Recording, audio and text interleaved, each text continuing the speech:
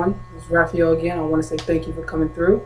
I did something unthinkable last week, and that was disconnect my cable. That means no Seinfeld, no more Family Guy, no more Simpsons, unless if I take the time to look for it online. But I was sitting on my couch the other day, there was nothing on, staring at a blank TV screen, and for the first time in a minute, I said to myself, I'm bored. But then it hit me, why am I bored? Because I don't have cable anymore, or because I'm not trying to find something to do? When I was like 8 or 9 years old, I would be in the house and I would say I'm bored. My mother would look at me and say, go find something to do. So I thought about it and I was like, maybe I should start finding more things to do. I don't have anything to watch on TV anymore.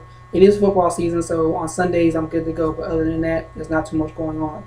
So I started thinking, what are some things I can do? I hit up some of my friends, let's try to go out to some different places, catch up with some friends that haven't spoken to in a long time. There are a lot of different things that I can use that time that I spent watching TV doing something else. So that made me think of the people that sleepwalk through life, the ones that are always complaining about being bored, I don't have anything to do, going to the same parties every week, doing the same thing just about every single day. So I took a moment to think about it.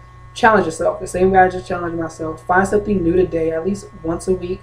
If you have the time, do it once a day, and you might find a little bit more enjoyment in this thing that we call life. So either way, if you're not sitting in front of the TV or if you're sitting in front of the computer right now watching me, I can appreciate that. But once you're done, think of something you haven't done yet and go have fun. See you next week.